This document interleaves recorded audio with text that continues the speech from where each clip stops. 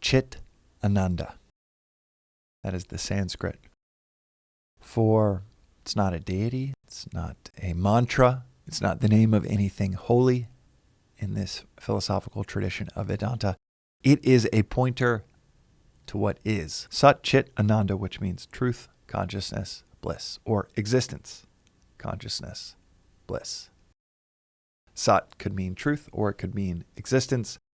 And what's so beautiful about Sanskrit in general in this philosophy is it's like music. You can put these notes together to string together an Upanishad that might have 13 verses, to string together a knowledge bomb that we cover those quite often in this podcast project. It might be 5 words. This Sat Chit Ananda, which can mean a few different things, like I said. Sat can be truth or existence, consciousness, and bliss. This is a pointer, as I said, to what is. And you combine that with Tattvam Asi, which means the great phrase, another Sanskrit. I promise this will not be full of Sanskrit in this episode, but Tattvam Asi, which means that thou art.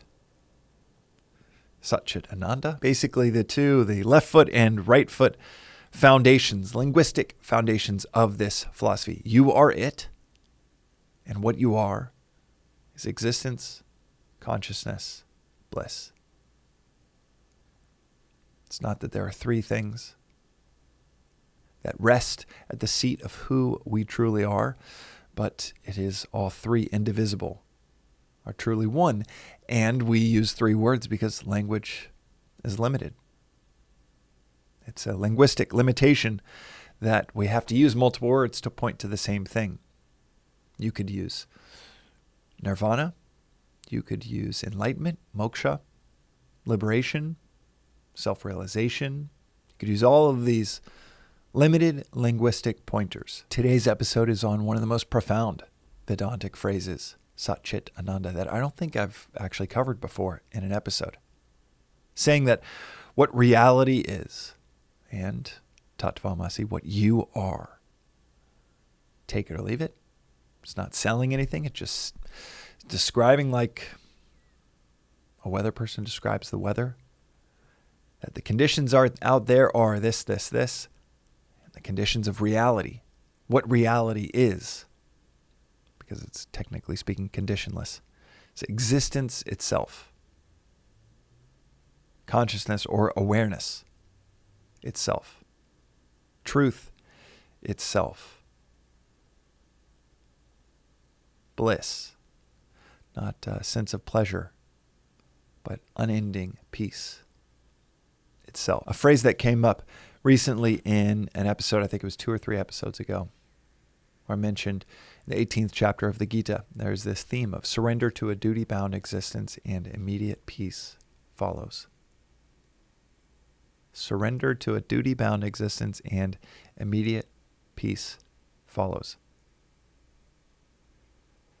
A few years ago, I went to the ashram and was looking at different homes that my wife and our daughters could rent as I thought through the logistics of moving my family from LA to the ashram. Had already wound down my direct involvement in different companies and had this plan in place of feeling like, my calling is philosophy full time. It feels like that's the calling. That's the surrender. I smile as I say that because of what happened next. After all of this and going over there, it's a few hours outside of Mumbai, and I chat with our 95-year-old teacher, Swami. I tell him this plan, and he looks at me and says, "Why would you do that? You've got a good thing going. Keep it rolling." It's such a great, hilarious phrase for, keep it rolling. For anyone outside of America to use. It's so unexpected. Even more unexpected to come from a 95-year-old, but what was most unexpected was this idea that I thought I'd get a pat on the back for from our teacher. He's basically stiff-armed me, saying, man, this is a total misapplication of this philosophy. Comes to mind because the Gita, in the first chapter, is Arjuna, this warrior prince, right before this major battle, thinking and putting forth his plan that they should retreat, go to the forest, study philosophy. And his charioteer, his guide, who ends up being a symbolic embodiment of God, looks at him and says, and the whole Gita is just a dialogue between the warrior prince and his charioteer. And this symbolic embodiment of God, this Krishna character, says, "What are you talking about? That's an abdication of your duty. That is seeking relief instead of service. That is not philosophy at all. Retreating from duty instead of surrendering into it is the spiritual bypass, especially when you try to adorn it up with, oh, but this is a philosophical, spiritual approach." And years into this philosophical study, it's so funny. 2 weeks later hit me like a ton of bricks of like, oh my God, I was totally deluding myself from duty and obligation. I do have this skill set of building companies and running companies and being in the business world. And it is really hard at times. Going to an ashram in India to study a philosophy of the wildest, most out there, but also most intuitive concepts I've ever heard. That was a relief from those duties and obligations.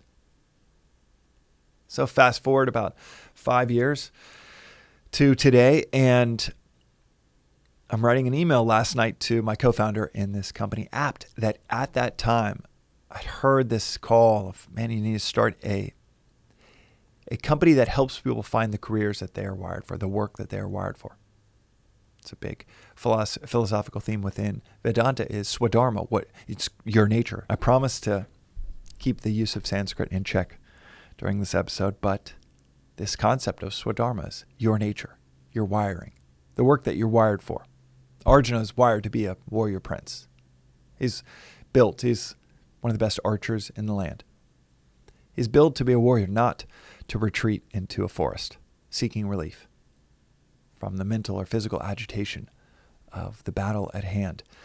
Similarly, I had this call that I should start another company. And a software company at that, which can be extremely grueling because you might spend 3 years toiling in the desert, not realizing whether you have anything or not for years and years. Much more so than Magic Mind, where even out of my kitchen, I kind of knew, all right, this is solving a problem for people. But with Apt, I ended up coming back after that exchange with Swami. I ended up having this surrender after reading the Gita for the umpteenth time, and chapter 18, and having this reflection on the theme of surrender to a duty-bound existence and immediate peace follows. Knowing that this philosophy has been so right on so many other vectors, so many other aspects of life, maybe it's right about this major one, surrender to a duty-bound existence. Surrender and heed this call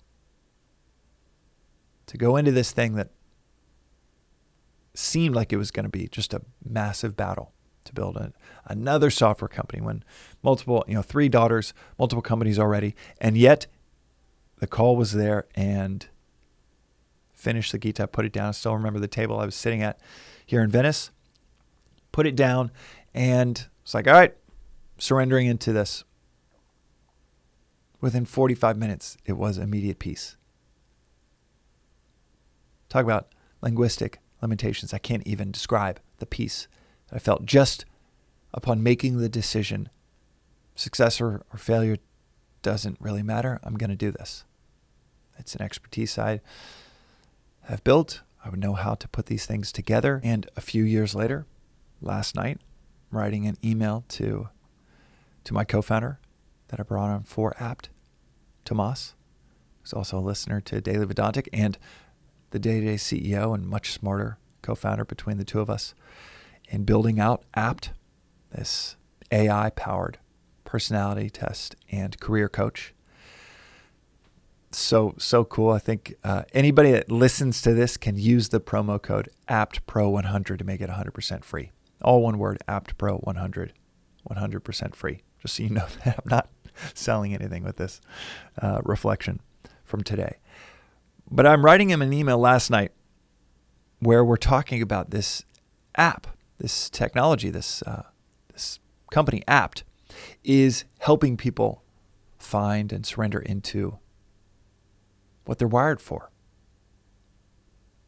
And ultimately helping people find peace. Sometimes it's just 300 billion data points in AI reinforcing what that person already knew, what they were already hearing an intuitive call towards, but saying this is why you're so unique for this role. And it's not just your own ideas, it's actually synthesized with a whole lot of data points, internally, externally, that this is what you're called to do, even if you maybe already had that intuition. And I said, what's so interesting is when I surrendered into a duty-bound existence, immediate peace followed, to where it felt like, as I described it, like a Klein bottle. Klein bottle is a physical bottle that's wrapped in on itself and it only has one side. So as opposed to other bottles that have kind of multiple sides, it's like a work of art in that it's uniquely and physically wrapped in on itself to where you could roll a ball on just one side of it and go around the whole thing. Total tangent on what a Klein bottle is. But it felt like surrender was the same thing as duty, which was the same thing as peace. Linguistically, we split them up. We say duty's over here, and that might be unrelated to peace. Oftentimes we think it's antithetical to peace. But what was so interesting is surrender felt like, and it felt synonymous with duty, which then over time and with experience and reflection felt synonymous with peace instead of antithetical to it. And what's so weird is by surrendering into a duty-bound existence, immediate peace followed, yes, but it helped start this company that is helping other people surrender into a duty-bound approach to their lives. Feeling that peace. So by me surrendering into that, it's allowing, and Tomas joining me and surrendering into that, it's allowing others to feel it as well. I've never heard surrender and peace synonymized before. Duty and peace synonymized. Much less outside of this philosophy, I'd never heard existence and awareness and bliss synonymized. But it feels like when you orient to the higher, it's a Klein bottle. They're all just different aspects of the same thing, where we get caught up linguistically, conceptually separating them. But it's all one thing. Chit Ananda. The ultimate state of awareness is not aware of anything, it's awareness itself. It's not things existing, because by definition, existence is a priori. The state of existence has to be there for anything to then pop into existence within it, right? Existence has to be possible for then things to exist. It might be a nanosecond before, and then something exists, but obviously existence is foundational to anything existing. Awareness is foundational to anything being awared, to being aware of anything.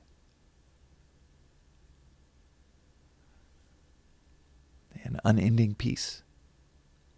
This isn't described as infinite power, as we kind of think about as the divine in the West. That's not described as classically as infinitude or infiniteness. Contemporarily, it is talked about that way as infinite, but usually tied to infinite awareness, infinite existence, infinite bliss. So Chit Ananda. It's 3 words for all of the same thing. And it's not just a conceptual or linguistic framework within this philosophy. That is the best that we have 5,000 plus years of philosophical reflection and discourse within this philosophy. That's the best articulation we have for what that ultimate state is like: existence or truth, consciousness or awareness, bliss. Chit Ananda. And it's not a pointer to what's out there or reserved for that divinity out there. It's not just a pointer to what is or a descriptor of reality, according to this philosophy. In the midst of a sea of illusions of unreality, it is a pointer to what we are. Not even what we are deep down, but just what we are, full stop. Existence, consciousness, bliss. Lost in a sea of illusions of things that we aren't. Convinced I'm this body thing. Convinced, like in a dream, that these things out there, they are real and separate from me. Just like in a dream. Convinced there are other people when you are projecting it all. It's a world created by you and only by you. Every night that we go to sleep. Not science fiction, just straight up logic. That every night we go to sleep and have a dream and dream of a table or walls or chairs, and we swear they're there because we perceive them. We wake up and 5 minutes later, that's a perfect example. Every 24 hours that our perceptions have nothing to do with what's real. And this philosophy says what we are is not in the realm of perceptions of separateness, these appearances of diversity. What we are is a unity of all, not even all things, because it's foundational to things existing. What we are linguistically, and told and guided to experiencing it, which is so much. It's a whole nother, it's a difference in kind versus a difference in degree to experience it than to talk about it. But this is a podcast after all. So within the limitations of language, the descriptor of what we are, this 3 in 1, this indivisible nature of what is described as Chit Ananda. Existence, consciousness, bliss. That is today's reflection on the Daily Vedantic. We'll see you next time.